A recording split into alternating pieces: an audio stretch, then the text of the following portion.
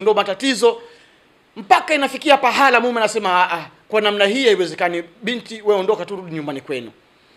Kwa hiyo hizi ni hasadi za wao kwa wao. Wakati mwingine pia wachumba kwa wachumba, mathalan binti kachumbiwa na bwana fulani, lakini huyu binti akawa hajampenda yule bwana fulani, kampenda bwana fulani huyu wa pili huku.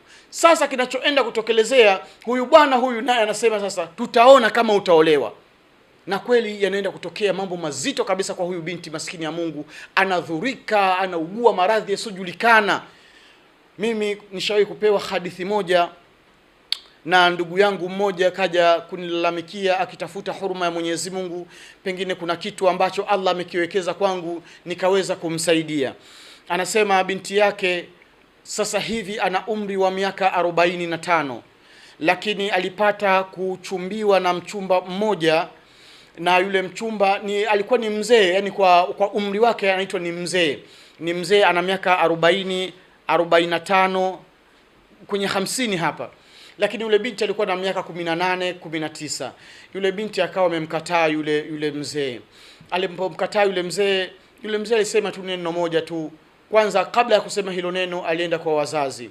Wazazi wakasema sisi hatuna tatizo, lakini kama binti mwenyewe atakuwa yuko tayari basi hakuna shida. Sawa. Kwa ikabakia sasa ni zoezi la mzee amshawishi yule binti kwa maneno mazuri aweze kumuoa. Lakini yule mzee kadri akijitahidi kumshawishi binti kuolewa na yeye, binti akawa hataki, anasema mimi siwezi kuolewa na mtu mzee. Ndio yale maneno ya kisasa, mabinti wanasema kwamba uzee wako ulie wapi, ujana wako ulie wapi, uzee wako uje umalizie kwangu.